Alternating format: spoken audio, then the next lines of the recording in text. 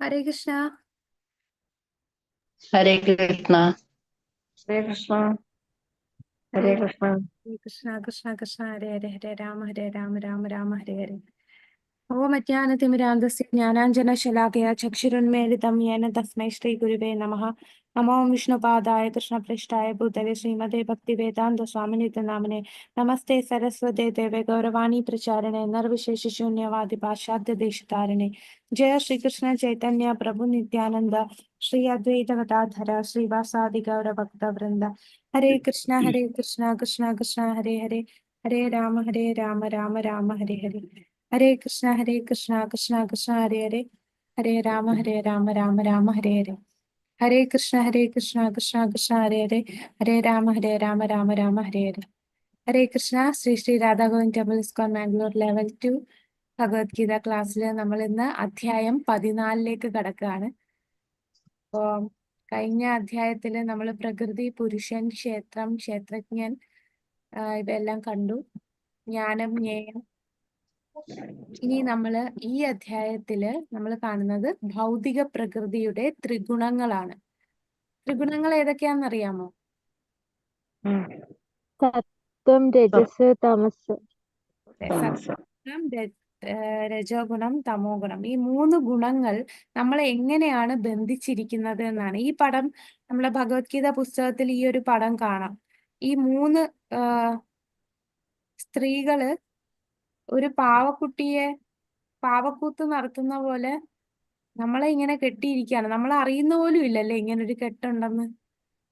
പക്ഷെ നമ്മളെല്ലാം ഈ ത്രിഗുണങ്ങളുടെ നിയന്ത്രണത്തിലാണ് നമ്മൾ ഓരോ പ്രവൃത്തിയും ചെയ്യുന്നത്. നമ്മൾ പോലും അറിയുന്നില്ല. അതാണ് ഭഗവാന്റെ ഭൗതിക പ്രകൃതി. ഭഗവാൻ ഇങ്ങനെ ശരിക്കും പറഞ്ഞാൽ നമ്മളൊക്കെ ജയിലിലാണ് കിടക്കുന്നത്.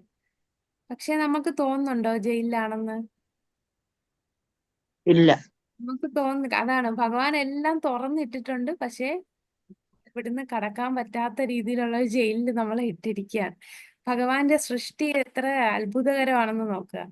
അപ്പൊ നമ്മളെ ഇതുപോലെ നമ്മൾക്ക് കാണാൻ പറ്റാത്ത കെട്ട് വെച്ച് നമ്മളെ മുറുക്കിയിരിക്കുകയാണ്. അപ്പൊ ആ കെട്ടിയേക്കുന്ന ഭഗവാന്റെ ഭൗതിക പ്രകൃതിയുടെ ത്രിഗുണങ്ങളാണ് സത്വഗുണം, രജോ ഗുണം, തമോ ഗുണം. അപ്പൊ ഈ അധ്യായത്തില് എന്താണെന്ന് നമുക്ക് നോക്കാം. ശ്രീ ശ്രീ രാധാ ഗോവിന്ദ് കി ജയ്, ശ്രീല പ്രഭുപാദ് കി ജയ്.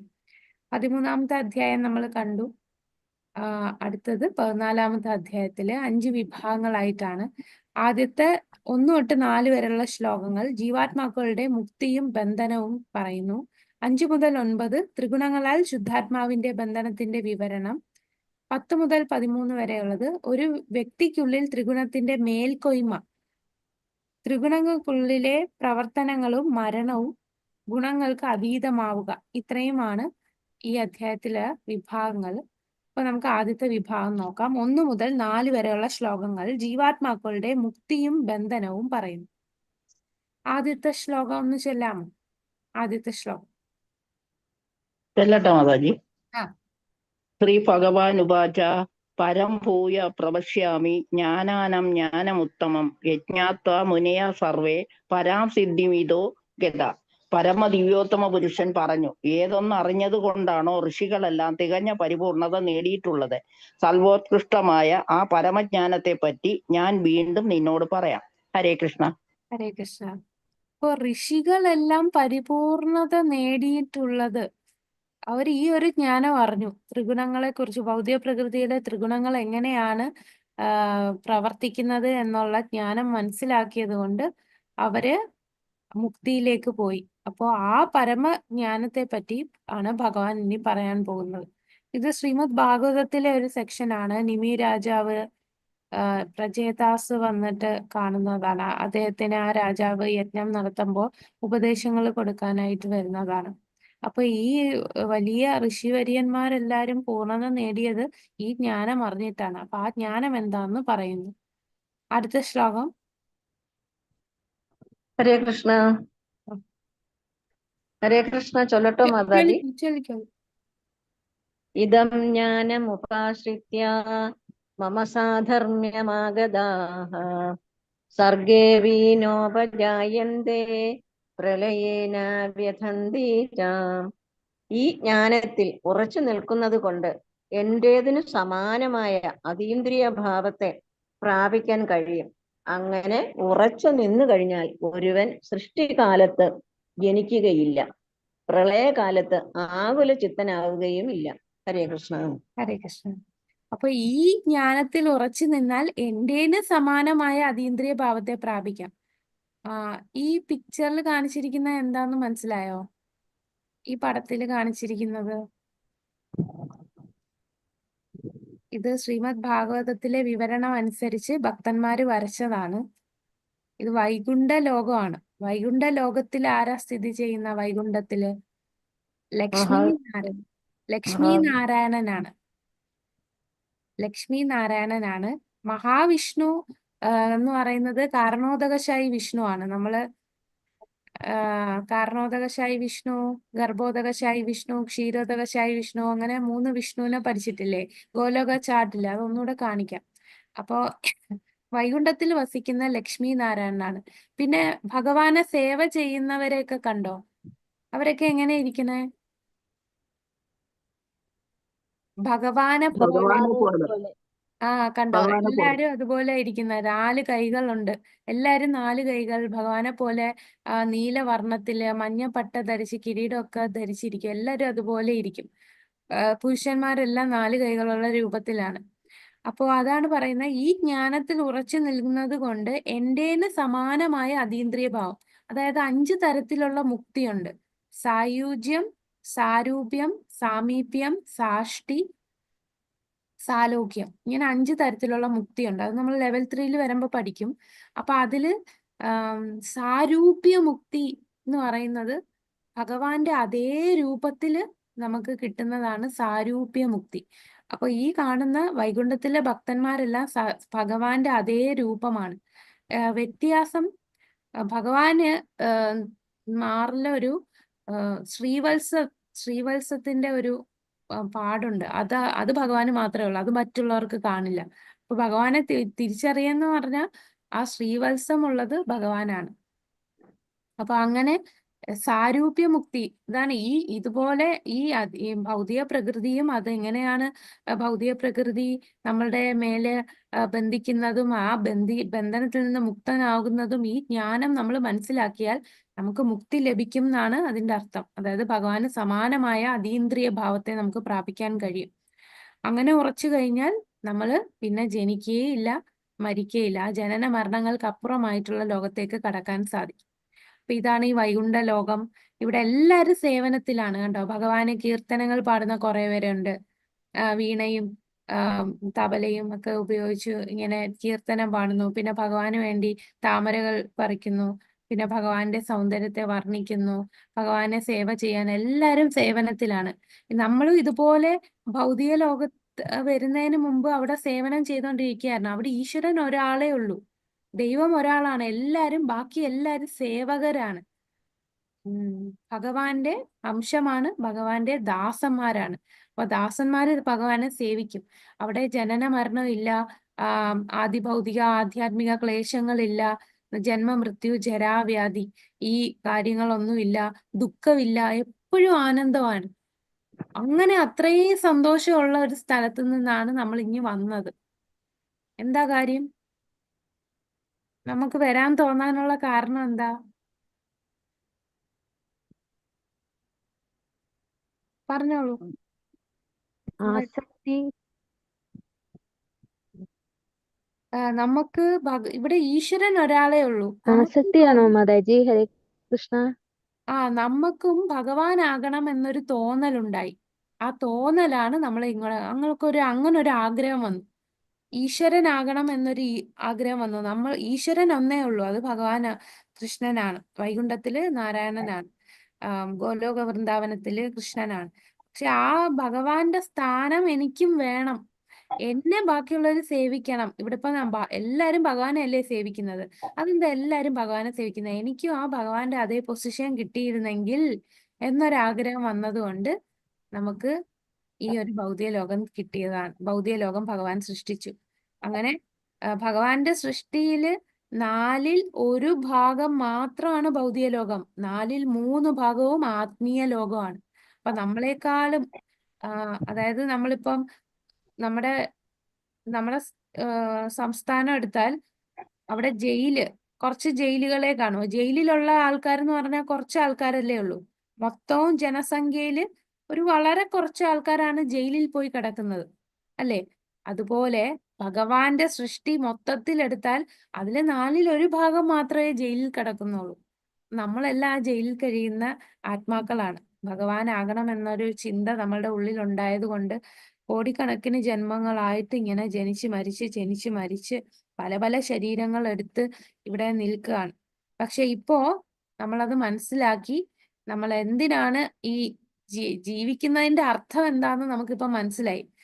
അപ്പോ അത് മനസ്സിലാക്കി നമ്മൾ ഭക്തിയുത സേവനം ചെയ്യുമ്പോൾ തീർച്ചയായിട്ടും നമുക്ക് ഇനിയൊരു ജനന മരണം ഇല്ലാതെ ഭഗവാന്റെ അടുത്ത് പോകാൻ പറ്റും. അതാണ് ഭഗവാന്റെ സമാനമായ അതീന്ദ്രിയ ഭാവത്തെ പ്രാപിക്കാൻ സാധിക്കും. 3-ാമത്തെ ശ്ലോകം. മമയോ നിർമഹദ് ബ്രഹ്മ തസ്മിൻ ഗർഭം ധാമ്യഹം സംഭവ സർവഭൂതാനാം തതോ ഭവതി ഭാരത. അതൊന്ന് വായിക്കാമോ, അതിന്റെ വിവർത്തനം? വായിക്കട്ടെ മാതാജി? ആ, അല്ലയോ ഭാരത, ബ്രഹ്മമെന്ന് പറയപ്പെടുന്ന സമഗ്ര ഭൗതിക സത്തയത്രേ ജനനത്തിന് കാരണം. അത് എന്നിൽ നിന്ന് ഗർഭം ധരിച്ച് സകല ജീവികൾക്കും ജന്മം കൊടുക്കുന്നു. ഹരേ കൃഷ്ണ. ഹരേ കൃഷ്ണ.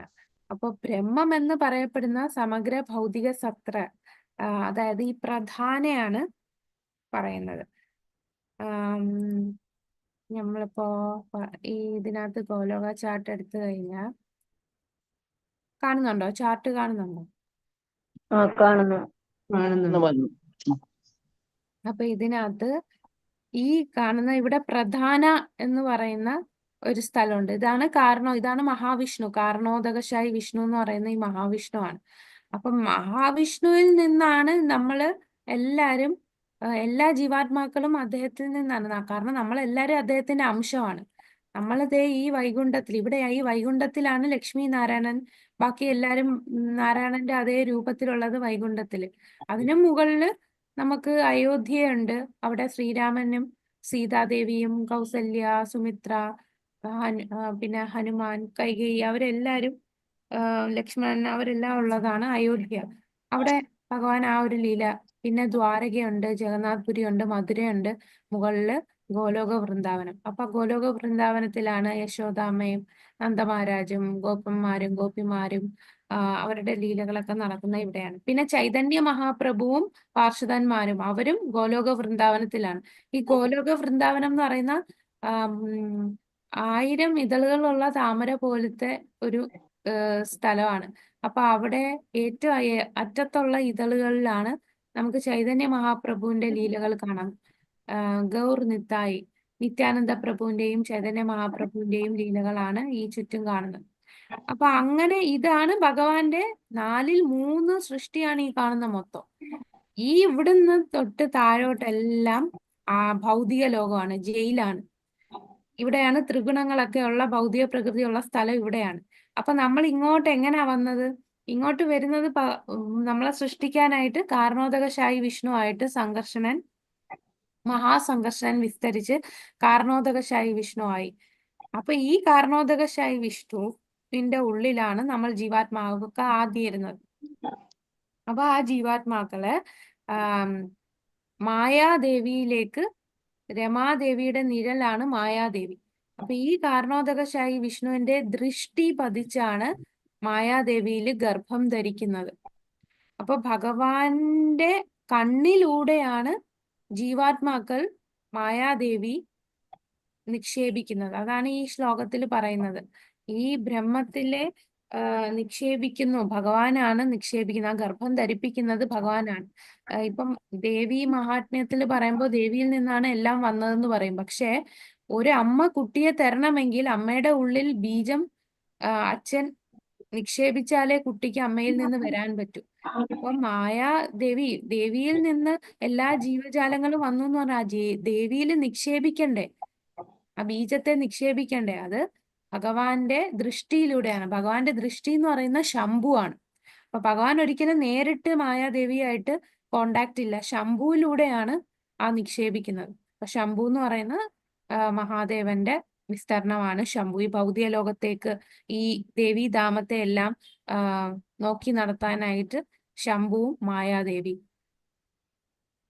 അപ്പൊ അങ്ങനെ ആ പ്രധാനയിലാണ് ഈ മഹത്തത്വം എന്ന് കണ്ടോ. മഹത്തത്വം, ഈ മഹത്തത്വം എന്ന് പറയുമ്പോൾ അവിടെ ഈ 24 ഘടകങ്ങൾ നമ്മൾ കഴിഞ്ഞ അധ്യായത്തിൽ പഠിച്ച ഈ പഞ്ചഭൂതങ്ങള്, പിന്നെ പഞ്ചേന്ദ്രിയങ്ങള്, പിന്നെ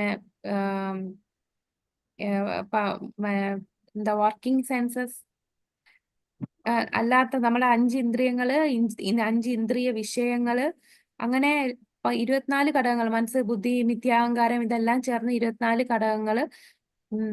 ഇതെല്ലാം കൂടെ മിക്സ് ചെയ്തിരിക്കുന്നതാണ് മഹത്തത്വം.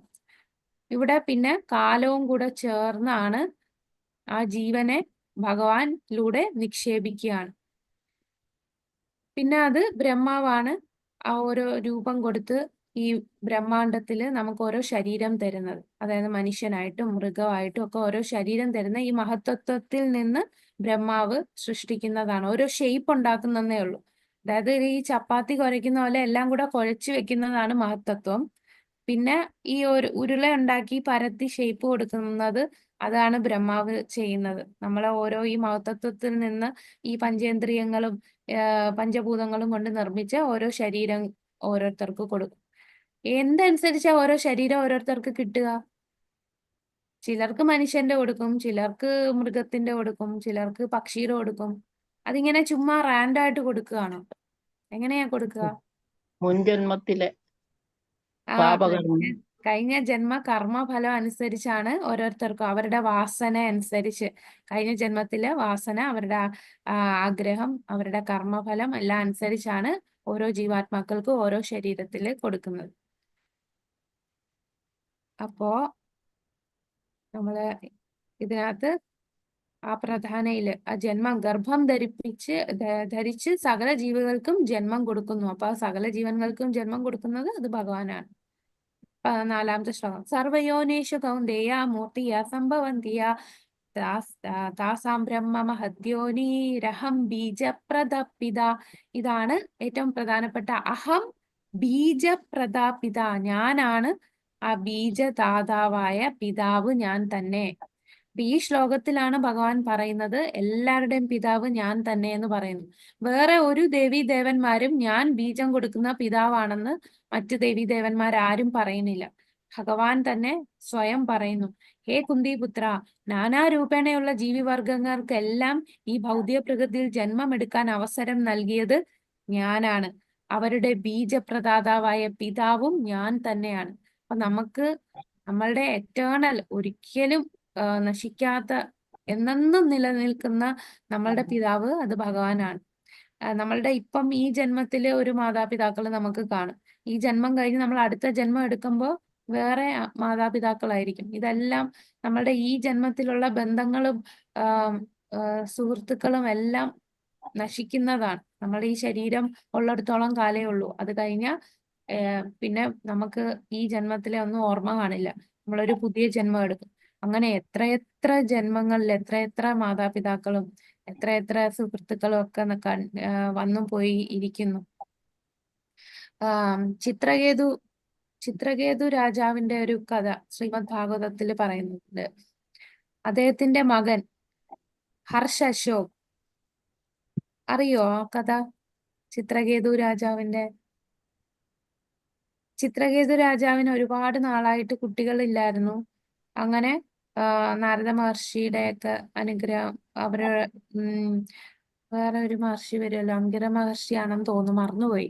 അപ്പൊ ആ മഹർഷി ഇപ്പം ഈ ദുഃഖം കാരണം, ശരി നിനക്കൊരു കുട്ടി ഉണ്ടാകും, പക്ഷേ ആ കുട്ടി കാരണം നിനക്ക് ദുഃഖവും ഉണ്ടാവും എന്ന് പറയും. സന്തോഷവും ഉണ്ട്, ദുഃഖവും ഉണ്ടാവും എന്ന് പറയും.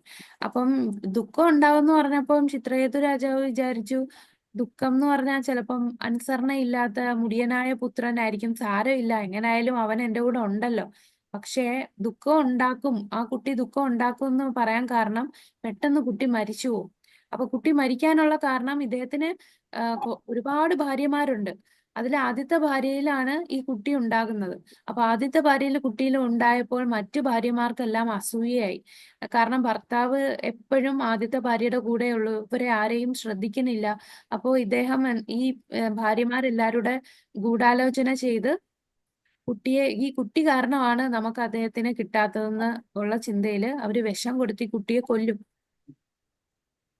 അങ്ങനെ കുട്ടി മരിച്ചപ്പോ ഇദ്ദേഹത്തിന് താങ്ങാൻ കഴിയും. കാരണം എത്രയോ വർഷങ്ങൾക്ക് ശേഷം ആറ്റുനോറ്റുണ്ടായ ഒരു കുട്ടിയാണ്. അത് പെട്ടെന്ന് മരിക്കുകയും കൂടെ ചെയ്തപ്പോൾ അദ്ദേഹത്തിന് അത് സഹിക്കാൻ പറ്റുന്നില്ല. അങ്ങനെ വാവിട്ട് അലറി കൊണ്ട് കരയുകയാണ്. അപ്പോൾ ഇദ്ദേഹത്തിന്റെ വിഷമം കണ്ടിട്ട് പിന്നെ നാരദ മഹർഷിയും അംഗിര മഹർഷിയാണെന്ന് തോന്നുന്നു, എനിക്ക് ഓർമ്മയില്ല. അപ്പം രണ്ടുപേരും വരും. എന്നിട്ട് എന്താണ് നീ കരയുന്നത്? അപ്പോ ഇങ്ങനെ എന്റെ കുഞ്ഞു മരിച്ചു, നേരത്തെ പറഞ്ഞില്ലേ കുട്ടി കാരണം നിനക്ക് ദുഃഖവും ഉണ്ടാകുമെന്ന്. അങ്ങനെ അലമുറയിട്ട് കരഞ്ഞപ്പോ കുറച്ചു നേരത്തേക്ക് ഈ കുട്ടിക്ക് ജീവൻ കൊടുക്കും. നാരദ മഹർഷി ആ കുട്ടിക്ക് ജീവൻ കൊടുക്കും. അപ്പൊ ഈ കുട്ടി ജീവൻ വന്ന് അപ്പോ മോനെ ഞാൻ നിന്റെ അച്ഛനാണ് എന്ന് പറഞ്ഞ് സന്തോഷത്തോടെ ആ കുട്ടിയെ കെട്ടിപ്പിടിക്കുമ്പോ കുട്ടി കുറച്ച് കാര്യങ്ങൾ ചോദിക്കും. എന്താണെന്നറിയോ?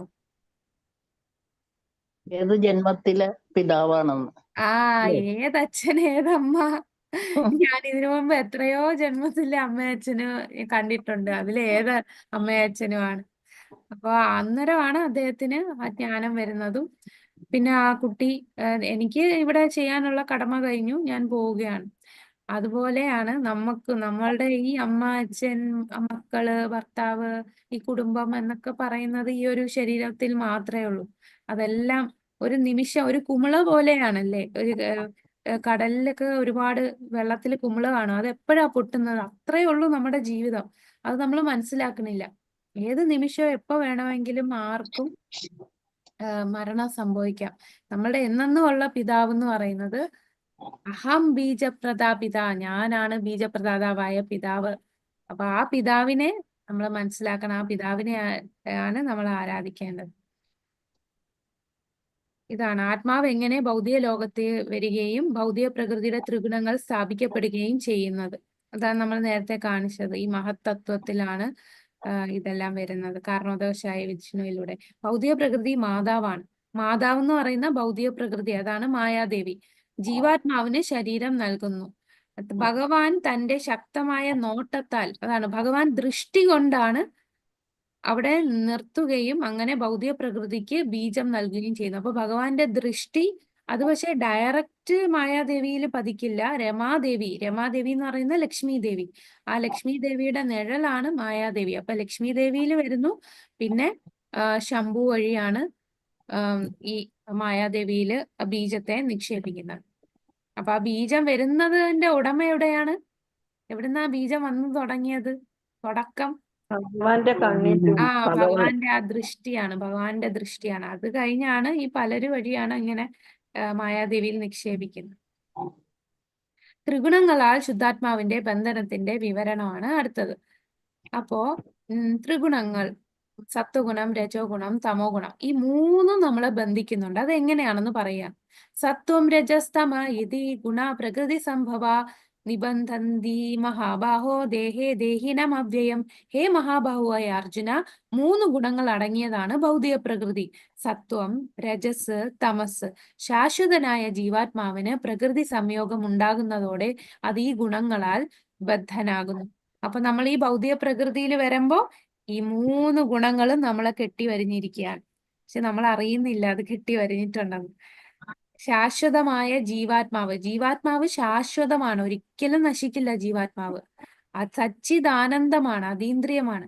ആ ജീവാത്മാവ് ഈ ഭൗതിക പ്രകൃതിയിലോട്ട് വരുമ്പോ എന്താകുന്നു? 3 ഗുണങ്ങൾ അടങ്ങിയതാണ് ഭൗതിക പ്രകൃതി. സത്വം, രജസ്, തമസ്.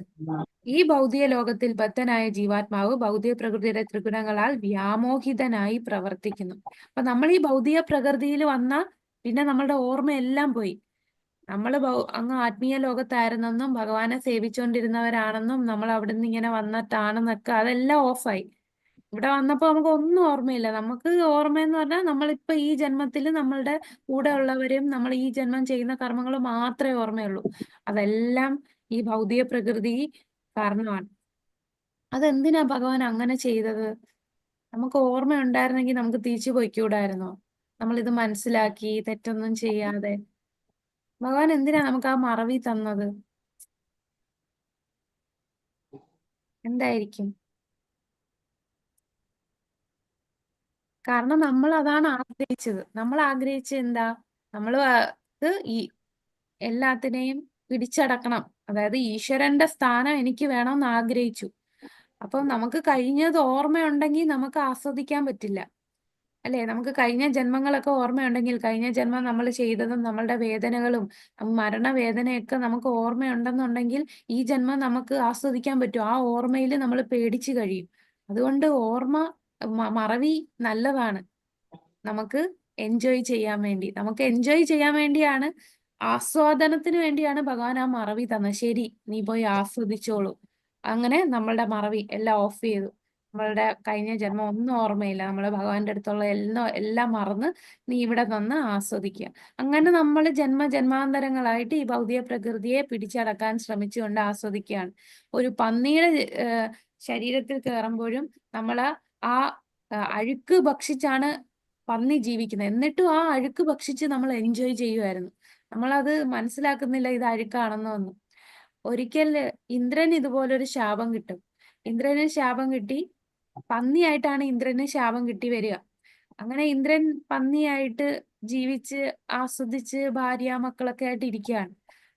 അപ്പം ഈ ശാപത്തിന്റെ കാലാവധി കഴിഞ്ഞപ്പോ നമ്മുടെ നാരദ മഹർഷി വന്നിട്ട് പറഞ്ഞു, ഇന്ദ്ര, നീ ഇവിടെ നിൽക്കേണ്ടതല്ല, നിന്റെ ശാപത്തിന്റെ കാലാവധി കഴിഞ്ഞു, നീ തിരിച്ച് സ്വർഗലോകത്ത് പോകാൻ പറയും. അപ്പൊ എന്താ ഇന്ദ്രൻ പറഞ്ഞെന്നറിയോ? പന്നിയായിട്ടുള്ള ഇന്ദ്രൻ പന്നിയായിരുന്നാ മതിയെന്ന്. അതായത് ഞാൻ ഇവിടെ തന്നെ നിന്നോളാം, എനിക്കിവിടെ കുഴപ്പമൊന്നുമില്ല, ഞാൻ ഇവിടെ ഹാപ്പിയാണ്, എന്റെ ഭാര്യയുണ്ട്, മക്കളുണ്ട്, ഞങ്ങൾ ഈ അഴുക്കൊക്കെ ഭക്ഷിച്ച് കഴിക്കാം, ഞങ്ങൾ എൻജോയ് ചെയ്യാണ്, എനിക്കിവിടെ നിന്നാൽ മതി. പക്ഷെ ഇന്ദ്രന്റെ സ്ഥാനം എവിടെയാണ്? പന്നിയുടെ സ്ഥാനം എന്താണ്? അപ്പൊ പന്നിയായിട്ടിരിക്കുമ്പോ നമ്മൾ വിചാരിക്കും അതാണ് അതില് സുഖം കണ്ടെത്തും. അത് അഴുക്കാന്ന് അതിന് തോന്നില്ല. അതുപോലാണ് നമ്മളിവിടെ നിന്ന് നമുക്ക് കുറെ സുഖമൊക്കെ വരുമ്പോ ഇവിടെ മതി, ഇങ്ങനെ അങ്ങ് ജീവിച്ചാൽ മതി എന്നുള്ള തോന്നല് വരും. അപ്പൊ അത് നമുക്ക് ആസ്വദിക്കാൻ വേണ്ടി ഭഗവാൻ ഒരു അവസരം തന്നതാ. കൂടാതെ നമുക്ക് തിരിച്ച് ഭഗവാന്റെ അടുത്ത് പോകാനുള്ള അവസരവും ഭഗവാൻ തന്നിട്ടുണ്ട്. എങ്ങനെയാണ് തിരിച്ചു പോകാനുള്ള അവസരം ഭഗവാൻ തരുന്നത്? ഇന്നത്തെ ഭഗവാന്റെ ക്ലാസ്സിൽ നമ്മൾ പറഞ്ഞു. ആ എന്തായിരുന്നു? സമയത്ത് ഭഗവാനെ മാത്രം സ്മരിക്കുകയാണെങ്കിൽ അതൊക്കെ നമുക്ക് എവിടുന്നാ മനസ്സിലായത്? ഭഗവാനെ കുറിച്ചും അതൊക്കെ എവിടെ എഴുതിയിട്ടുണ്ട്? ഭഗവാനെ കുറിച്ച് സ്മരിക്കുമ്പോ നമുക്ക് പോകാൻ പറ്റും എന്നൊക്കെ ഉം, എങ്ങനെ മനസ്സിലായി? ഭഗവത്ഗീത പഠിച്ചു വന്നപ്പോ മനസ്സിലായി. ഭഗവത്ഗീത, അതായത് ശാസ്ത്രങ്ങളിലൂടെ അല്ലേ? ഭഗവത്ഗീതയും ഭാഗവതവും ഒക്കെ.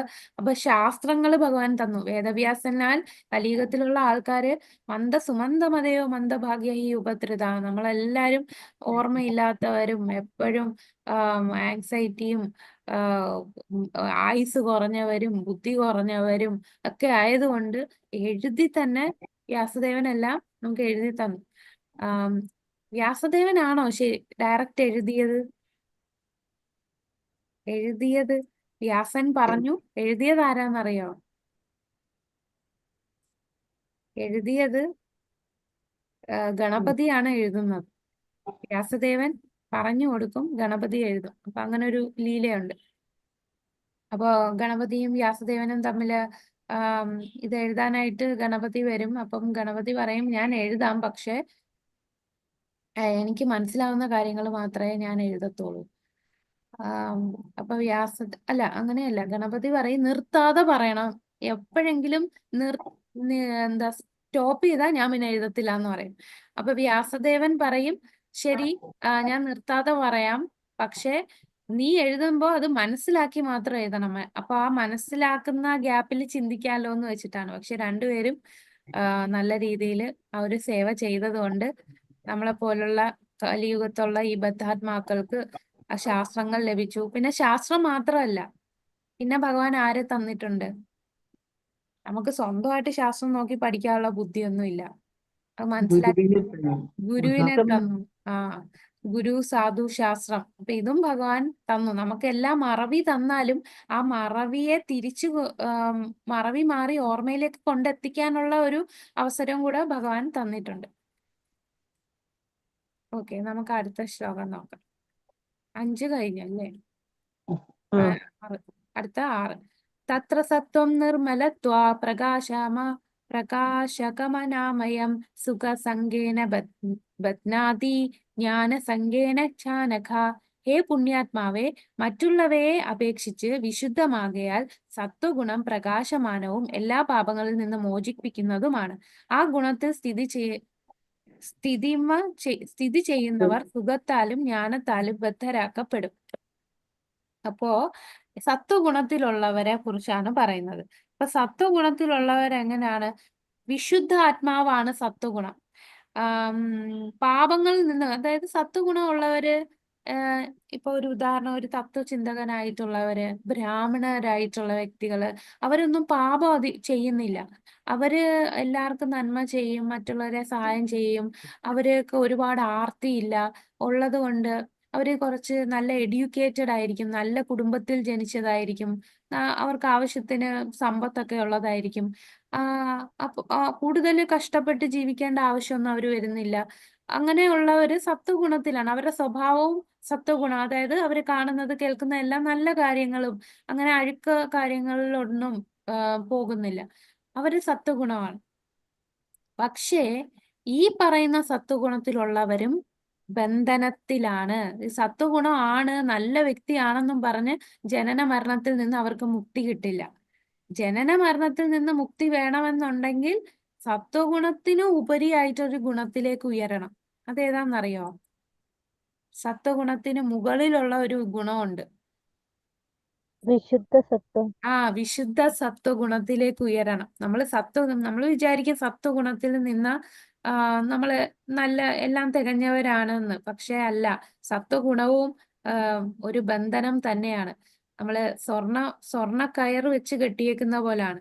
ഇരുമ്പും ചെമ്പും വെള്ളിയും സ്വർണവും. അതിൽ എന്താണ് നമ്മൾ പറയാറില്ലേ, ബന്ധനം കാഞ്ചന കൂട്ടിലാണെങ്കിലും ബന്ധനം തന്നെ. അപ്പൊ ആ കാഞ്ചന സ്വർണം കൊണ്ട് നമ്മളെ കെട്ടിയാലും അത് ബന്ധനം തന്നെ. അതുപോലെ സത്വഗുണത്തിലാണെന്ന് പറഞ്ഞാലും നമുക്ക് ജനന മരണത്തിൽ നിന്ന് രക്ഷ നേടാൻ സാധിക്കില്ല. നമ്മൾ അതിനും ഉയർന്ന് പോകണം. രജോരാഗാത്മകം വിദ്ധി തൃഷ്ണ സംഗമ സമദ്ഭുഭവം തന്നിബദ്ധാദി കൗന്ദേയ കർമ്മ സംഗേന ദേഹിനം. അല്ലയോ കുന്തി നന്ദന, അളവറ്റ തൃഷ്ണാധിക്യത്തിൽ നിന്നുളവാകുന്നതത്രേ രജോ ഗുണം. ദേഹസ്ഥനായ ജീവാത്മാവിന് അത് ഭൗതികമായ ഫലോദിഷ്ട കർമ്മങ്ങളിൽ കൂടിക്കിടക്കുന്നു. ഇനി രജോ ഗുണത്തിലുള്ളവരെന്ന് പറഞ്ഞാൽ എല്ലാത്തിനെ പടുക്കണം എന്നുള്ള ചിന്തയാണ്. അവർക്ക് എല്ലാത്തിനും അതിയായ ആഗ്രഹങ്ങളാണ്. എനിക്ക് ഇനിയും സമ്പാദിക്കണം. എന്തൊരു പ്രവൃത്തി ചെയ്യുമ്പോഴും ഇതിൽ നിന്ന് എനിക്ക് എന്ത് കിട്ടുമെന്ന് നോക്കിയേ അവരെല്ലാം ചെയ്യത്തുള്ളൂ. സ്വാർത്ഥരാണ്. എല്ലാം എനിക്ക് വേണം, അതിൽ നിന്ന് എനിക്ക് എന്തെങ്കിലും ഫലം കിട്ടണമെങ്കിൽ മാത്രം അവർ പ്രവർത്തിക്കും. പക്ഷെ അവർ കഠിനാധ്വാനമാണ്. രാവിലെ മുതൽ രാത്രി വരെ അവരെന്തെങ്കിലും ആ ഫലം പ്രതീക്ഷിച്ച് കർമ്മങ്ങൾ ഒരുപാട് ചെയ്യുന്നവരാണ്. അതാണ് രജോ ഗുണത്തിലുള്ളവർ. ഇനി തമോ ഗുണമാണെങ്കിലോ, തമസ്ത്വജ്ഞാനജം വിദ്ധി മോഹനം സർവദേഹിനാം പ്രമാദാലസ്യ നിദ്രാഭീസ്തന്നിബധ്നാതി ഭാരതപുത്ര. അജ്ഞാനജന്യമായ തമോ ഗുണമാകട്ടെ സർവശരീരികളെയും വ്യാമോഹിപ്പിക്കുന്നതാണ്. ഈ ഗുണത്തിന്റെ ഫലങ്ങളായ പ്രമാദം, അലസത, നിദ്ര എന്നിവ ബദ്ധജീവാത്മാവിനെ കൊടുക്കുന്നു. ഇനി തമോ ഗുണമാണെങ്കിൽ എന്താണ്? അവര് ഭയങ്കര മടിയന്മാരായിരിക്കും, എപ്പോഴും ഉറക്കമായിരിക്കും. പിന്നെ എന്താണ് ചെയ്യേണ്ടത് എല്ലാം ചെയ്യുന്നത് തലതിരിഞ്ഞായിരിക്കും ചെയ്യുന്നത്. ചില ആൾക്കാരില്ലേ, തലതിരിഞ്ഞ പ്രവർത്തികൾ ചെയ്യുന്നത്. അവൻ ചെയ്യുന്ന പ്രവൃത്തി അവനും ഗുണം കാണത്തില്ല, മറ്റുള്ളവർക്കും ഗുണം കാണത്തില്ല. പിന്നെ ചില ആൾക്കാരുണ്ട്, ഉറങ്ങുന്നതെന്ന് പറഞ്ഞാൽ 12 മണിക്കൂർ 20 മണിക്കൂർ ഫുൾ ടൈം ഉറക്കമായിരിക്കും, മടിയായിരിക്കും, ഒന്നും ചെയ്യത്തില്ല, എപ്പോഴും അലസനായി മടി പിടിച്ചിരിക്കുന്നത്. അതാണ് തമോ ഗുണം. പിന്നെ ഒരു മദ്യവും ഉറങ്ങുക, തിന്നുക, ഉറങ്ങുക, മൃഗങ്ങളുടെ സ്വഭാവമായിരിക്കും. ജീവിക്കുന്നത് എന്തിനാണ്? തിന്നുക, ഉറങ്ങുക, ആഹാര, നിദ്ര, ഭയം, മൈഥുനം, ഈ കാര്യങ്ങൾ മാത്രമേ ചിന്ത കാണത്തുള്ളൂ. അങ്ങനെയുള്ളവരാണ് തമോ ഗുണത്തിലുള്ളവർ. ആ, ബുദ്ധിമാനാണ് പാപപ്രതികരണങ്ങളിൽ നിന്നും ഏറെക്കുറെ ഇത് സത്വഗുണത്തിലുള്ള, നേരത്തെ പറഞ്ഞ ശ്ലോകത്തിന്റെ എക്സ്പ്ലനേഷൻ ആണ്. സത്വഗുണത്തിലുള്ളവരെന്ന് പറഞ്ഞാൽ പാപപ്രതികരണങ്ങൾ കാണില്ല. അവര് ചെയ്യുന്നതൊക്കെ നല്ല പ്രവർത്തികളായിരിക്കും. അപ്പൊ കൂടുതൽ പുണ്യാത്മാക്കളാണ്, അവര് പുണ്യം ചെയ്യുന്നവരായിരിക്കും. അതിന് ഉത്തമ ഉദാഹരണം ശാസ്ത്രജ്ഞന്മാർ, തത്വചിന്തകർ. അവരെ ബന്ധിക്കുന്നതെന്ന് പറഞ്ഞാൽ അവര് സന്തോഷം കൊണ്ട് ബന്ധിക്കും. കാരണം അവരുടെ അടുത്ത് ചോദിക്കുമ്പോ ഞാൻ ഹാപ്പിയാണ്, എന്റെ ലൈഫിൽ വേറെ ബുദ്ധിമുട്ടുകളില്ല. അവര് പുറമേ നോക്കുമ്പോ പേടിച്ചുപോയി. വേറെ കഷ്ടപ്പാടുകളൊന്നുമില്ല അവർക്ക് ജീവിതത്തില്. ഇപ്പം നമുക്ക് സാധാരണ കഷ്ടപ്പാടെന്ന് പറയുമ്പോൾ ചിലര് സാമ്പത്തികമായിട്ട് ബാക്കിലായിരിക്കും, ചിലർക്ക് എന്തെങ്കിലും രോഗാവസ്ഥകൾ കാണും, ചിലർക്ക് വേറെ എന്തെങ്കിലും കേസും വഴക്കും അങ്ങനെയൊക്കെ കാണും. പക്ഷെ ഈ സത്വഗുണത്തിലുള്ളവർക്ക് എന്ന് പറഞ്ഞാൽ അവർക്ക് സാമ്പത്തിക ബുദ്ധിമുട്ട് കാണില്ല, എല്ലാവരും ആരോഗ്യത്തോടെ ഇരിക്കും, അവർക്ക് നല്ല എഡ്യൂക്കേഷൻ കാണും, കുറെ ജ്ഞാനം കാണും. അപ്പം പൊതുവേ നോക്കുമ്പോൾ അവര് ഭയങ്കര സന്തോഷമുള്ള ജീവിതമാണ്. അപ്പൊ അവർക്ക് എനിക്കിങ്ങനെ അങ്ങ് ജീവിച്ചാൽ മതി, എനിക്ക് ഇവിടുന്ന് പോകണം എന്നൊരു ചിന്ത അവർക്ക് കാണില്ല. അതാണ് അവർക്ക് മോചനത്തിന് വഴി വരാത്തത്. അവരെ ബന്ധിക്കുന്നത് അതാണ്. ആ സന്തോഷമാണ് അവരെ ബന്ധിപ്പിക്കുന്നത്. എന്താണ് സന്തോഷത്തിന് അല്ലാതെ നമുക്കറിയാം ആദി ഭൗതിക, ആദി ദൈവിക, അതൊക്കെ കാണും. അതൊക്കെ പക്ഷെ ഒരു പ്രശ്നമായിട്ട് അവർ കാണുന്നില്ല. ജന്മമൃത്യു ജരാവ്യാധി ഉണ്ടെങ്കിലും അതൊരു വലിയ പ്രശ്നമായിട്ട് കാണാത്തത് കൊണ്ട്, അവർക്ക് അധികം ദുഃഖം ഇല്ലാത്തത് കൊണ്ട് അവർ വിചാരിക്കും എനിക്കിവിടെ തന്നെ നിന്നാൽ മതി, ഞാൻ ഹാപ്പിയാണ്. അപ്പൊ അവരടുത്ത് ഭഗവത്ഗീത പഠിക്കാൻ പറഞ്ഞാലും അവർക്ക് അത് അത്ര വലിയ താല്പര്യം കാണില്ല. ഇതൊക്കെ പഠിച്ചിട്ട് എന്തിനാ, ഞാനിപ്പോ സന്തോഷമായിട്ട് കഴിയല്ലേ എന്നൊരു ചിന്ത വരുന്നത് കൊണ്ട് അവർ മോചനത്തിന് വഴിയൊരുക്കുന്നില്ല. അപ്പൊ സത്വഗുണത്തിന്റെ മാതൃക, ഇപ്പൊ ബ്രാഹ്മണർ കൂടുതലും സത്വഗുണത്തിലുള്ളവരാണ്. അവരൊരു പാപവും ചെയ്യുന്നില്ല. പക്ഷേ ഈ ബ്രാഹ്മണര് ആത്മീയ കാര്യങ്ങൾ ചെയ്യുമല്ലോ എന്ന് നമുക്ക് തോന്നും അല്ലേ? ബ്രാഹ്മണരല്ലേ ഇപ്പൊ ക്ഷേത്രത്തില് പൂജകൾ ചെയ്യുന്നതും ഒരുപാട് യജ്ഞങ്ങളും അതും ഇതൊക്കെ ചെയ്യുന്ന നമ്മളെക്കാളും അവരാണ്, ബ്രാഹ്മണരാണ്. അപ്പൊ അവർക്ക് മുക്തി ലഭിക്കില്ലേ? എന്താണ് അവർക്ക് അവരും ബന്ധനത്തിലാണ്, മോചനത്തിൽ പോകില്ല എന്ന് പറയാൻ കാരണം? അവരെ ഒന്നാമത് ആത്മീയ കാര്യങ്ങൾ കുറെയൊക്കെ ചെയ്യുന്നുണ്ടല്ലോ. എന്താണ് കാര്യം? കാരണം ഈ ബ്രാഹ്മണർ എന്ന് പറഞ്ഞാൽ അവർ കൂടുതലും സ്മാർത്ഥ ബ്രാഹ്മണരായിരിക്കും. അവർ ഈ കർമ്മകാണ്ഡം അനുസരിച്ച് ഫലോദിഷ്ട കർമ്മത്തിന് വേണ്ടിയായിരിക്കും അവർ ചെയ്യുന്ന യജ്ഞങ്ങൾ. അവർ യജ്ഞവും ഇതൊക്കെ ചെയ്യുമ്പോൾ അവർ ഒരുപാട് പുണ്യപ്രവർത്തികൾ ചെയ്യുമ്പോൾ പുണ്യം കിട്ടും. അതുകൊണ്ട് ഇവരെയൊക്കെ എന്താ സംഭവിക്കുന്നതെന്ന് പറഞ്ഞാൽ ഇവര് നേരെ ഉപരിലോകങ്ങളിലേക്ക് പോകും. ഉപരിലോകം എന്ന് പറയുന്നത് എവിടെയൊക്കെയാ? സ്വർഗലോകത്തും പിന്നെ അതിന് മുകളില് ജനലോകം, തപലോകം, ഈ ഋഷിവര്യന്മാരുള്ള ലോകം, അവിടെയൊക്കെ പോവും. പക്ഷെ അവിടെ പോയെന്ന് പറഞ്ഞാൽ അത് മുക്തിയാണോ? അല്ല. അല്ല. അതൊക്കെ എന്ത് ലോകമാണ്? അതൊക്കെ പുതിയ ലോകത്തുള്ള 14 ലോകങ്ങളിൽ ഓരോ ലോകമാണ്. ആ ഭുവനാർ ലോക പുനരാവർത്തിനോർജുന. നമ്മൾ ബ്രഹ്മലോകത്ത് പോയാലും വീണ്ടും ജനിക്കേണ്ടി വരും. അപ്പൊ ഈ ബ്രാഹ്മണരൊക്കെ ഈ ഫലോദിഷ്ട കർമ്മത്തിന് വേണ്ടിയാണ് യജ്ഞങ്ങളും ഇതൊക്കെ ചെയ്യുന്നത്, അല്ല ഭഗവാനോടുള്ള ഭക്തിയൊന്നും ആഗ്രഹിച്ചല്ല. അതുകൊണ്ട് തന്നെ അവര് അടുത്ത ജന്മത്തിൽ അവര് ഉയർന്ന ലോകത്തിൽ പോകും, ഭൗതിക ലോകത്തിൽ തന്നെ. പക്ഷെ ഏറ്റവും മുകളിലെന്ന് പറയുമ്പോൾ ബ്രഹ്മലോകം വരെ പോകും. പക്ഷെ ബ്രഹ്മലോകത്താണെങ്കിൽ പോലും നമുക്ക് വീണ്ടും ജനനം വരുന്നുണ്ട്. ഭക്തി ചെയ്താൽ മാത്രമേ നമുക്ക് ഇവിടെ നിന്ന് പോകാൻ പറ്റൂ. അപ്പൊ ഭക്തിയുത സേവനം ചെയ്യണം, അതാണ് പ്രധാനം.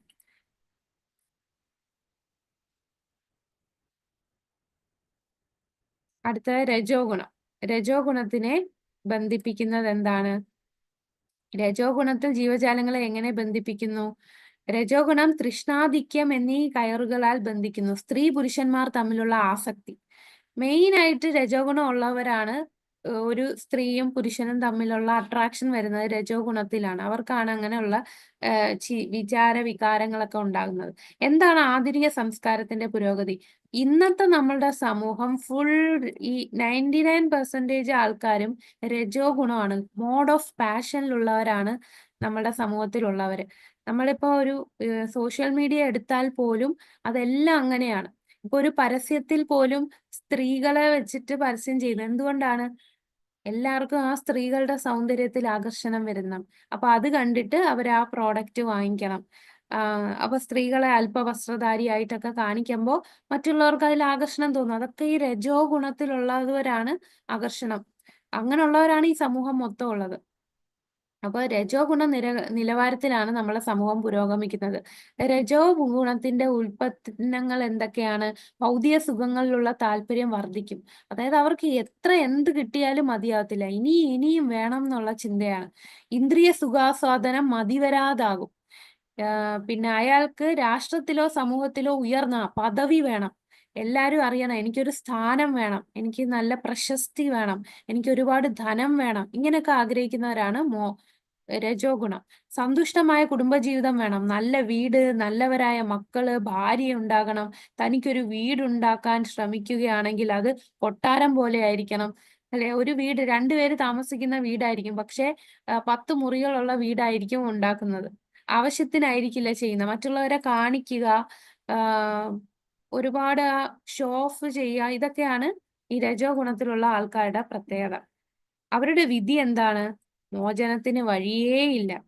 അവര് വീണ്ടും വീണ്ടും ഈ ആഗ്രഹങ്ങൾ സബലീകരിക്കാൻ ഈ ജന്മം സാധിച്ചില്ലെങ്കിൽ ആ ആഗ്രഹം സബലീകരിക്കാൻ വീണ്ടും ജനിക്കേണ്ടി വരും. അപ്പൊ അവരൊരിക്കലും മോചനത്തിൽ പോകില്ല, വീണ്ടും വീണ്ടും ജനിച്ചുകൊണ്ടിരിക്കും. ഇനി തമോ ഗുണമാണെങ്കിലോ ഭ്രമം ഉണ്ടാക്കുന്നു, ഉന്മാദം, അലസത, ഉറക്കം. പിന്നെ സത്വഗുണത്തിന് നേരെ ഓപ്പോസിറ്റ് ആണ് തമോ ഗുണം. സമോ ഗുണബാധിതനായവന് ഒന്നിന്റെയും യാഥാർത്ഥ്യം സ്പഷ്ടമാവില്ല. എന്തൊക്കെയാണ് സവിശേഷതകൾ എന്ന് പറഞ്ഞു. അവരുടെ എങ്ങനെയാണ് പ്രകടമാകുന്നത്? ഉറക്കം. മനുഷ്യന് ദിവസം 6 മണിക്കൂർ മാത്രം മതിയാവും. 10-12 മണിക്കൂർ ഉറങ്ങുന്നു തമോ ഗുണത്തിലുള്ളവർ. സദാ വിഷാദഗ്രസ്തനായിരിക്കും. ഈ ഡിപ്രഷൻ ഒക്കെ വരുന്ന ആൾക്കാർ കൂടുതലും ഈ തമോ ഗുണത്തിലുള്ളതാണ്. അവർക്ക് എന്ത് കിട്ടിയാലും അങ്ങ് വിഷാദമാണ്, ഒരു സന്തോഷമില്ല. ലഹരികൾക്കൊക്കെ അടിമപ്പെടുന്ന ആൾക്കാരാണ്. ലഹരി പദാർത്ഥങ്ങളൊക്കെ അടിമപ്പെടുന്നവരൊക്കെ തമോ ഗുണമാണ്. അവരുടെ വിധി എന്താണ്? അവരും ഒരിക്കലും മോചനം ലഭിക്കാതെ ഇവിടെ കിടക്കും. സത്വം സുഖേ സഞ്ജയന്തി രജ കർമ്മണി ഭാരത ജ്ഞാനമാവൃത്യ തൂ തമാ പ്രമാദേ സഞ്ജയത്യുത. അല്ലയോ ഭാരതപുത്ര, സത്വഗുണം ഒരാളെ സുഖം കൊണ്ട് ബന്ധിപ്പിക്കുമ്പോൾ രജോ ഗുണം കാമ്യകർമ്മങ്ങൾ കൊണ്ടാണ് ബന്ധിപ്പിക്കുക. ജ്ഞാനത്തെ ആവരണം ചെയ്യുന്ന തമോ ഗുണമാകട്ടെ ഉന്മാദം കൊണ്ട് ഒരാളെ ബന്ധിക്കുന്നു.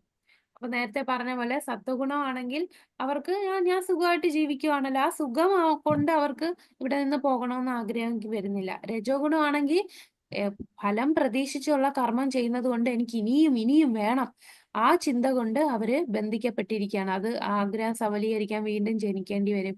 ജ്ഞാനമെല്ലാം അന്ധകാരത്തിൽപ്പെട്ടവരാണ്. ഉന്മാദ മൊത്തത്തില് കൺട്രോൾ എല്ലാം വിട്ട് ഉറക്കവും ഉന്മാദവും ഉള്ളവരാണ് തമോ ഗുണം. അവർ ആ ഉന്മാദം കൊണ്ട് ബന്ധിക്കുന്നു. ഇനി ഒരു വ്യക്തിക്കുള്ളിലെ ഗുണത്തിന്റെ മേൽക്കൊയ്മയെ തിരിച്ചറിയുന്നു. അപ്പൊ നമ്മൾക്ക് എങ്ങനെ ഒരാൾക്ക് സത്വഗുണം മാത്രം, രജോ ഗുണം മാത്രം, തമോ ഗുണം മാത്രം, അങ്ങനെയാണോ? നമ്മളൊക്കെ എങ്ങനെയാണ്? ഈ ചാപ്റ്റർ പഠിക്കുമ്പോൾ മനസ്സിലാവും നമ്മൾ ഏത് ഗുണത്തിലാ. ഒരു ഗുണം മാത്രമേ ഒരാളിൽ കാണത്തുള്ളൂ. അല്ല. എങ്ങനെയാ? 3 ഗുണവും കാണും, പക്ഷെ ഏതെങ്കിലും ഒന്നായിരിക്കും മുമ്പിൽ കൂടുതൽ. നിൽക്കുക. അപ്പൊ എല്ലാ സമയവും ഈ 3 ഗുണങ്ങൾ തമ്മിലുള്ള ഒരു വടംവലി നടക്കുകയാണ്. ചില സമയം നമ്മൾ സത്വഗുണത്തിലായിരിക്കും, ചില സമയം നമ്മൾ തമോ ഗുണമായിരിക്കും, ചിലപ്പോ രജോ ഗുണമായിരിക്കും. അതാണ് നമ്മൾ ഈ ബ്രഹ്മമുഹൂർത്തത്തിൽ എണീറ്റ് നാമം ജപിക്കണം എന്ന് പറയാൻ കാരണം. ബ്രഹ്മമുഹൂർത്തം എന്ന് പറയുന്നത് രാവിലെ 3 തൊട്ട് വരുമ്പോ തുടങ്ങുന്ന ആ സമയം എന്ന് പറയുന്നത് സത്വഗുണമാണ്. അപ്പൊ ആ സമയത്ത് നമ്മളെ ചിന്തകളൊക്കെ കുറച്ച് ശുദ്ധമായിരിക്കും, കാരണം നമ്മൾ ഉറക്കം കഴിഞ്ഞ് ഫ്രഷ് ആയിട്ട് എണീക്കുന്ന സമയമാണ്. പക്ഷേ ഉച്ചയൊക്കെ ആകുമ്പോൾ നമ്മൾ രജോ ഗുണം, 10 മണി കഴിഞ്ഞാൽ പിന്നെ നമുക്ക് രജോ ഗുണത്തിലേക്ക്, നമ്മൾ എല്ലാവരും ജോലിക്ക് പോകുന്നു, അവിടുത്തെ പ്രവർത്തികൾ ചെയ്യുന്നു, രജോ ഗുണമാണ്. പിന്നെ രാത്രി ആയാൽ എന്താണ്? തമോ ഗുണമായിരിക്കും, കാരണം ഉറക്കമല്ലേ, നമുക്ക് ഉറക്കം വരും. നമ്മൾ ലൈറ്റ് ഒക്കെ ഓഫ് ചെയ്ത് ഇരുട്ടിലാണ് നമ്മൾ കിടക്കുന്നത്. അപ്പോ തമോ ഗുണമാണ്. അപ്പൊ ഈ 3 ഗുണങ്ങളും നമ്മളെ വേട്ടയാടുന്നുണ്ട്. അല്ലയോ ഭാരത, ചിലപ്പോൾ സത്വഗുണം രജോ തമോ ഗുണങ്ങളെ തോൽപ്പിക്കും, ചിലപ്പോൾ സത്വ തമോ ഗുണങ്ങളെ കീഴടക്കുന്നു, മറ്റു ചിലപ്പോൾ തമസ് സത്വരജസ്സുകളെയും. ഈ വിധത്തിൽ എപ്പോഴും ആധിപത്യത്തിനുള്ള മത്സരം നിലനിൽക്കുന്നു. അപ്പൊ 3 ഗുണങ്ങളും തമ്മിൽ മത്സരമാണ്. ഇപ്പോ നമുക്ക് തോന്നുകയാണ് ഇന്ന് നാമം ജപിക്കണ്ട, ഇന്നലെയൊക്കെ ജപിച്ചല്ലോ, ഇന്ന് ജപിക്കണ്ട എന്ന് പറഞ്ഞ് നമ്മൾ ജപിക്കാതിരിക്കുവാണെങ്കിൽ തമോ ഗുണം ജയിച്ചു.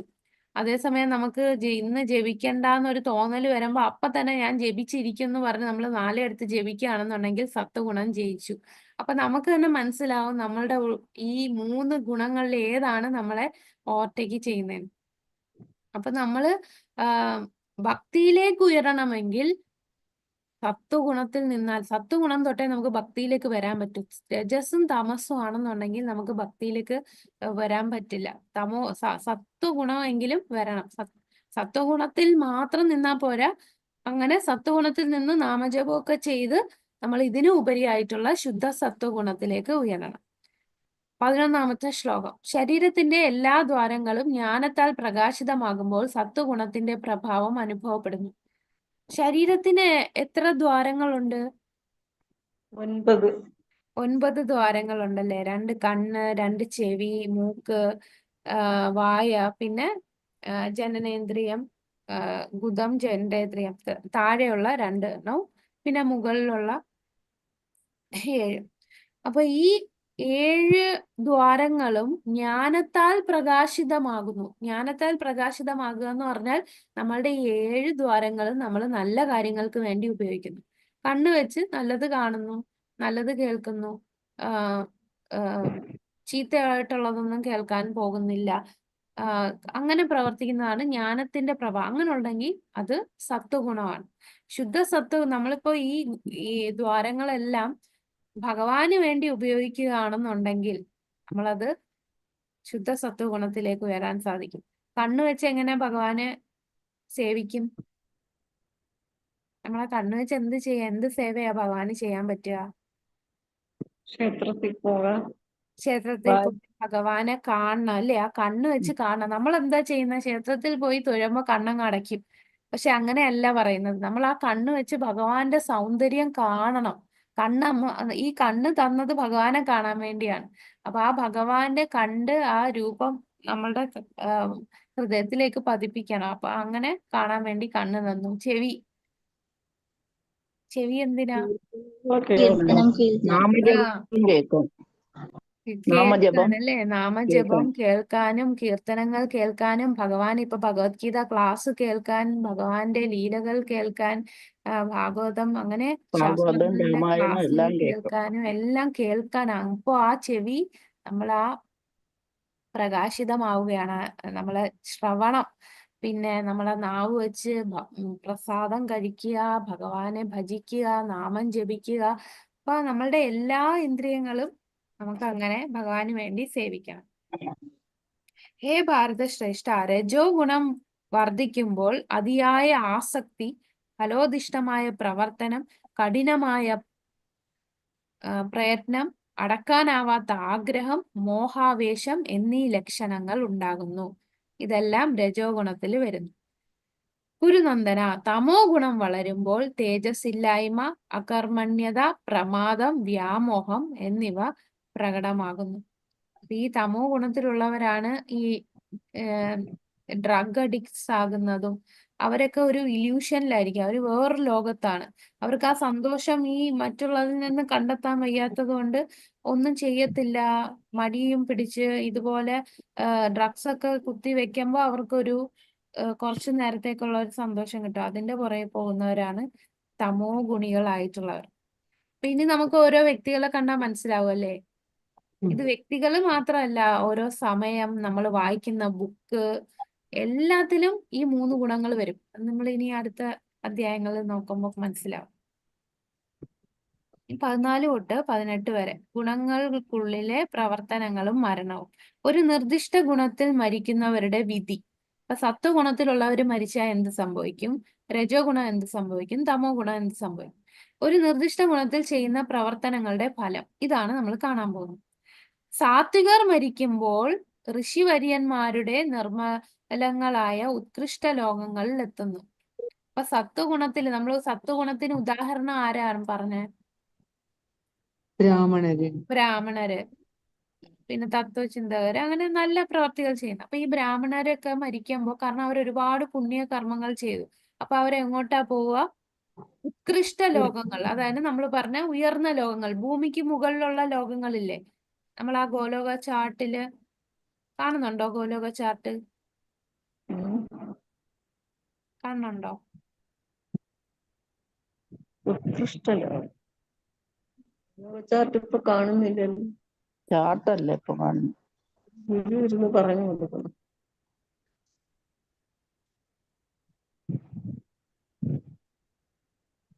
കാണാമോ? ആ ഇതാണ്. മതി മതി. ഇതിനകത്ത് ഏത് ലോകമാണ്? ഉത്കൃഷ്ട ലോകങ്ങൾ എന്ന് പറഞ്ഞാൽ ഉപരി ലോകങ്ങളാണ് ഉദ്ദേശിക്കുന്നത്. അതായത് ഈ ഭൗതിക ലോകത്ത് തന്നെ, ഈ ബ്രഹ്മാണ്ടത്തിന്, നമ്മളിപ്പോ ഭൂമിയിലാണെങ്കിൽ നടുക്കാണ് ഭൂലോകം അല്ലെ, ഭൂമി. അതിന്റെ മുകളിലത്തെ ലോകം എന്ന് പറഞ്ഞാൽ ഭൂർലോകം, സ്വർഗലോകം. ഭൂർലോകമൊക്കെ ഈ പ്രേതങ്ങളായിട്ടുള്ള ആത്മാക്കളാണ് പോകുന്നത്. അതിന്റെ മുകളിൽ സ്വർഗലോകമുണ്ട്, മഹർലോകമുണ്ട്, ജനലോകമുണ്ട്, തപലോകമുണ്ട്, സത്യലോകം. സത്യലോകത്തിലാണ് ബ്രഹ്മാവ് ഇരിക്കുക. അപ്പൊ ഇവിടുന്ന് ഒരു ബ്രാഹ്മണൻ ഒരുപാട് പുണ്യം ചെയ്ത് മരിച്ചാൽ ഒന്നെങ്കിൽ അവൻ സ്വർഗലോകത്തായിരിക്കും, അല്ലെങ്കിൽ ഈ പ്രജാപതികൾ, മുനിമാരൊക്കെ ഇരിക്കുന്ന മഹർലോകം, ജനലോകം, ഇപ്പം 4 കുമാരന്മാര് വസിക്കുന്ന തപലോകം, അവിടെയൊക്കെ ഫുൾ ടൈം അവർ തപസ് ചെയ്തുകൊണ്ടിരിക്കുക. അവിടെ ഇങ്ങനെ കാറും ബൈക്കും പ്ലെയിനും സിനിമ തിയേറ്ററും അതൊന്നും ഇല്ല. അവരുടെ ജീവിതം എന്ന് പറയുന്നത് തന്നെ സത്വഗുണമായിട്ടുള്ള അന്തരീക്ഷമാണ്. ഇങ്ങനെ കാടും നല്ല പ്രകൃതി രമണീയമായ സ്ഥലങ്ങളും. ഇവിടെയല്ലേ എല്ലാം കാടെല്ലാം വെട്ടിത്തെളിച്ച് വലിയ വലിയ ബിൽഡിങ്ങുകളൊക്കെ ഉണ്ടാക്കുന്നതൊക്കെ നമ്മുടെ രജോ ഗുണമുള്ള സ്ഥലങ്ങളാണ്. പക്ഷെ മുകളിലോട്ടുള്ള ഉപരിലോകങ്ങളെല്ലാം സത്വഗുണം കൂടുതലുള്ള ലോകങ്ങളാണ്, ഉപരിലോകങ്ങൾ. ഇനി നമ്മളുടെ ഭൂമിക്ക് താഴെയുള്ള അത്തല, വിത്തല, സുത്തല, തലാതല, അതൊക്കെ രജോ തമോ ഗുണങ്ങളാണ് താഴോട്ടുള്ളത് വരിക. അപ്പൊ ഈ സത്വഗുണത്തിലുള്ളവര് ഇതുപോലെ ഉപരി ലോകങ്ങളിലേക്ക് പോകും. അപ്പൊ ഈ ഉപരിലോകം മനസ്സിലായല്ലോ. ഇവിടെ ഈ ശ്ലോകത്തിൽ പറയുന്നത് ഉത്കൃഷ്ട ലോകങ്ങൾ, അതായത് ഉപരി ലോകങ്ങളിലാണ് ഈ ഋഷിവര്യന്മാരൊക്കെ ഉള്ള ലോകങ്ങള്. അവരവിടെ തപസ് ചെയ്യുന്ന അങ്ങനത്തെ ലോകങ്ങളിൽ പോകും. പക്ഷെ അത് പെർമനന്റ് ആണോ? അവിടെ പോയി കഴിഞ്ഞാൽ പിന്നെ ഒരിക്കലും പിന്നെ മരണത്തിൽ നിന്ന് മുക്തിയാണോ ആ ലോകം? അല്ല.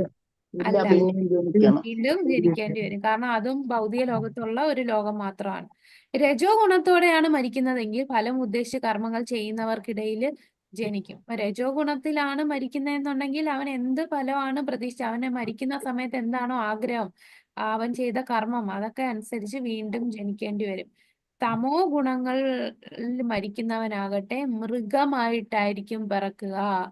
അപ്പൊ തമോ ഗുണത്തില് ഉള്ള വ്യക്തികൾ മൃഗമായിട്ട് ജനിക്കും. ഇപ്പൊ ഇവിടെ നമുക്ക് ഉദാഹരണം തന്നിട്ടുണ്ട്. ഒരുപാട് ശരീരഭാഗങ്ങൾ എല്ലാരെയും കാണിച്ച് എക്സ്പോസ് ചെയ്യുന്ന ഒരു സ്വഭാവത്തിലുള്ള വ്യക്തിയാണെന്നുണ്ടെങ്കിൽ അടുത്ത ജന്മം ഒരു മരമായിട്ടായിരിക്കും ജനിക്കുക.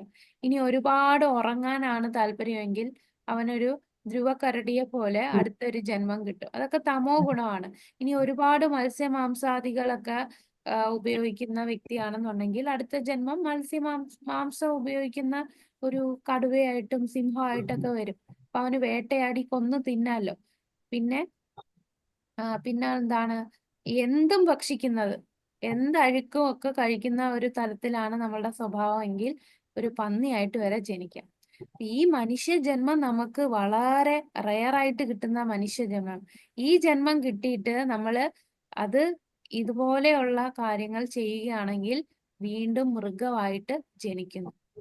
ഓക്കെ, മൃഗമായിട്ട് ജനിച്ചു, പിന്നെ ഉടനെ നമ്മൾ മനുഷ്യനായിട്ട് അടുത്തത് ജനിക്കുവോ? ഇല്ല. എങ്ങനെയാ ജനിക്കുക? പിന്നെ മനുഷ്യനാവാൻ എന്ത് ചെയ്യണം? ആ മൃഗം പിന്നെ മനുഷ്യനാവണമെങ്കിൽ വീണ്ടും ആ ഒരു സൈക്കിൾ കംപ്ലീറ്റ് ചെയ്യണം. അതായത് നമ്മളിപ്പോ ജനിക്കുന്ന വെള്ളത്തിലാണ് ഉള്ള ഒരു ജീവിയായിട്ടാണ് ജനിച്ചെങ്കിൽ പിന്നെ നമ്മള് ശ്രദ്ധിച്ചു വെക്കണം. വെള്ളത്തിലുള്ള ജീവജാലങ്ങളുടെ സൈക്കിൾ കഴിഞ്ഞ് പിന്നെ കരയില് മരമായിട്ടോ അല്ലെങ്കിൽ ചെറിയ പ്രാണിയായിട്ട് പിന്നെ അതിന് പക്ഷിയായിട്ട് പിന്നെ മൃഗമായിട്ട് അങ്ങനെ അങ്ങനെ അങ്ങനെ കേറി കേറി കേറി അവസാനേ മനുഷ്യനായിട്ട് വരും. അല്ലാതെ ഒറ്റയടിക്ക് മൃഗത്തിൽ നിന്ന് മനുഷ്യനാവാൻ പറ്റില്ല. പക്ഷെ ഒരു മനുഷ്യന് ഒറ്റയടിക്ക് അവന്റെ സ്വഭാവം അവൻ ചെയ്യുന്ന കർമ്മം അനുസരിച്ച് ഏത് മൃഗം വേണമെങ്കിലും താഴോട്ട് പോകാം, അല്ലെങ്കിൽ ആ മനുഷ്യന് മുകളിലോട്ട് ഉപരിലോകങ്ങളിലും പോകാൻ സാധിക്കും. പക്ഷെ മൃഗമാണെന്നുണ്ടെങ്കിൽ അതിങ്ങനെ കടന്ന് ഒരു ശരീരം കടന്ന് ആ ശരീരം കടന്ന് വളരെ റെയർ ആണല്ലേ. 84 ലക്ഷം ജീവജാലങ്ങളുണ്ട്. അതില് 4 ലക്ഷം മാത്രമേ മനുഷ്യഗണത്തിൽ വരുന്നുള്ളൂ. അപ്പം ബാക്കിയുള്ള 80 ലക്ഷം ജീവജാലങ്ങൾ കടന്നാണ് നമുക്ക് ഈ മനുഷ്യ ജന്മം കിട്ടുന്നത്. എന്നിട്ട് നമ്മൾ എന്താ ചെയ്യുക അല്ലെ? അപ്പൊ ഈ മത്സ്യ മാംസാദികൾ കഴിക്കാന്ന് പറഞ്ഞാൽ അത് പാപം തന്നെയാണ്. നമ്മൾ വിചാരിക്കും ഞാൻ കൊന്നില്ലല്ലോ, പക്ഷെ കാരണം ആ ജീവനെ നമ്മൾ കൊല്ലുക എന്ന് പറയുമ്പോ അത് എന്തുമാത്രം വേദനിക്കുന്നുണ്ട്. മാംസ എന്ന് പറയുമ്പോ ഈ ജന്മം നീ എന്നെ കൊന്നു, അടുത്ത ജന്മം ഞാൻ നിന്നെ കൊല്ലും, അതിന് ആ ഒരു സമ്മതം കൊടുക്കുന്നതാണ്. ചിലര് പറയും കൊന്നാ പാവം തിന്നാൽ തീരുമെന്നല്ലേ. അതിന്റെ അർത്ഥം എന്താണ്? എന്തായാലും കൊന്നു, ഇനി നമ്മളങ്ങ് തിന്നാ മതിയോ? അങ്ങനെയല്ല. ഈ ജന്മം ഞാൻ അവനെ കൊന്നു, അടുത്ത ജന്മം അവൻ നമ്മളെ കൊന്നു തിന്നും. അതാണ് കൊന്നാൽ പാവം തിന്നാ തീരും എന്ന് പറയുന്നത്. നമ്മൾ ആ സാങ്ഷൻ കൊടുക്കുകയാണ്. ഇപ്പൊ ഈ ജന്മം നമ്മൾ കുറെ കോഴിയൊക്കെ കൊന്ന് നമ്മൾ തിന്നല്ലോ. അപ്പോ അടുത്ത ജന്മം നമ്മള് ഒരു കോഴിയായിട്ട് ജനിക്കും. ഇനി ഈ കോഴി നമ്മൾ കൊന്നു തിന്ന കോഴി കുറെ നാൾ കഴിഞ്ഞ് മനുഷ്യനാവും. എന്നിട്ട് നമ്മളെ ഇതുപോലെ കോഴീനെ കൊന്ന പോലെ കൊന്നു തിന്നും. അതാണ് ഇതില് പറയുന്നത്. അപ്പൊ ആ ജീവൻ അതിനെ കൊല്ലുമ്പോ അതിന് ഒരുപാട് വേദന അനുഭവിക്കുമല്ലോ. അപ്പൊ നമ്മൾ വിചാരിക്കും ഞാൻ കൊന്നില്ല, ഞാൻ കടയിൽ നിന്ന് വാങ്ങിച്ച് ഉണ്ടാക്കി കഴിച്ചതേ ഉള്ളെന്ന്. പക്ഷേ ശാസ്ത്രങ്ങളിൽ പറയുന്നുണ്ട് ഈ ഒരു ജീവനെ കൊന്നു കഴിഞ്ഞാൽ 6 പേർക്കാണ് ആ പാപത്തിന്റെ ഫലം കിട്ടുക. ആരൊക്കെയാണെന്നറിയോ 6 പേര്? കൊല്ലുന്നവരും വിൽക്കുന്നവരും വാങ്ങിക്കുന്നവരും ഒക്കെ. എല്ലാം ഉണ്ട്. കൊല്ലുന്നവർക്കുണ്ട്, കൊല്ലാൻ അനുവദിക്കുന്നവർക്ക് ആദ്യം, കൊല്ലാനായിട്ട് ഒരാൾ ഏർപ്പാട് ചെയ്യുമല്ലോ അയാൾക്ക് ആദ്യം, കൊല്ലുന്നവർക്ക്, പിന്നെ അതിനെ വിൽക്കുന്നവർക്ക്, വാങ്ങിക്കുന്നവർക്ക്, പിന്നെന്താ കഴിക്കുന്നു. പാചകം ചെയ്യുന്നവർക്ക്, കഴിക്കുന്നവർക്ക്, സെർവ് ചെയ്യുന്നവർക്ക്, കഴിക്കുന്നവർക്ക് എല്ലാം ഈ പാപം വരും. അപ്പൊ നമ്മൾ വിചാരിക്കും ഞാൻ അങ്ങനെ കൊല്ലുന്നില്ല എന്ന് വിചാരിച്ചാലും അപ്പൊ ഇതങ്ങ് ഈ പാപം എല്ലാം ഷെയർ ചെയ്ത് പോവുകയാണ്. അതുകൊണ്ടാണ് അങ്ങനെ അത് ചെയ്താൽ നമുക്ക് ഈ മുക്തിയിലേക്ക് പോകാൻ പ്രയാസമാണ്. അതുകൊണ്ടാണ് നമ്മൾ ഈ 4 യമനിയമങ്ങൾ അത്രയും സ്ട്രിക്റ്റ് ആയിട്ട് പറയുന്നത്. അത് നമ്മൾ ആ പാപത്തിൽ നിന്ന് നമുക്ക് മുക്തി, പാപം ചെയ്യരുത്. പാപം ചെയ്തോണ്ട് നമ്മൾ നാമം ജപിക്കുക എന്ന് പറഞ്ഞാൽ ഒരു തീ കത്തിക്കുന്നുണ്ട്, അതിന്റെ പുറത്ത് നമ്മൾ വെള്ളം കൂടെ ഒഴിക്കുന്ന പോലാണ്. വെള്ളം ഒഴിച്ചു കഴിഞ്ഞാൽ നമ്മൾ തീ കത്തുവോ? ഒരുപാട് സമയമെടുത്ത് പിന്നെ അത് ഉണങ്ങിയിട്ടേ കത്തത്തോളൂ. അതുകൊണ്ടാണ് നമ്മൾ നാമം ജപിക്കുമ്പോൾ പയ്യെ പയ്യെ ഈ യമനിയമങ്ങൾ പാലിക്കാൻ പറയുന്നത്. അതിന് നമ്മൾ ശ്രമിക്കുക. കർമ്മണ സുഹൃതസ്യാഹു സാത്വികം നിർമ്മലം ഫലം രജസസ്തു ഫലം ദുഃഖം അജ്ഞാനം തമസാ ഫലം. സത്വകർമ്മത്തിന്റെ ഫലം വിശുദ്ധമാണ്, അത് സാത്വിക ഗുണത്തിലാണെന്ന് പറയപ്പെടുന്നു. രജോ ഗുണത്തിൽ ചെയ്യുന്ന പ്രവൃത്തിയുടെ ഫലം ദുഃഖമാകുന്നു. തമോ ഗുണത്തിലെ പ്രവൃത്തിയുടെ ഫലം മൗഢ്യവും അജ്ഞാനവും. അപ്പൊ ഈ ഭാഗം ഇത് എത്ര 16-ാമത്തെ ശ്ലോകം അല്ലേ? 16. 16. അപ്പൊ 16 തൊട്ട് നമുക്ക് നാളത്തെ ക്ലാസ്സിൽ കാണാം കേട്ടോ. 16 തൊട്ട് 27 ശ്ലോകം വരെ ഉള്ളു. മാതാജി ഒരു കാര്യം ചോദിച്ചോട്ടെ. ആ നമ്മുടെ അടുത്ത ക്ലാസ്സിലേക്ക് രണ്ടുപേര് നമുക്ക് അവർക്ക് ചേരണമെന്നുണ്ട്. അപ്പൊ ഞാൻ അവരുടെ ഫോൺ നമ്പർ തന്നാ മതിയോ? അത്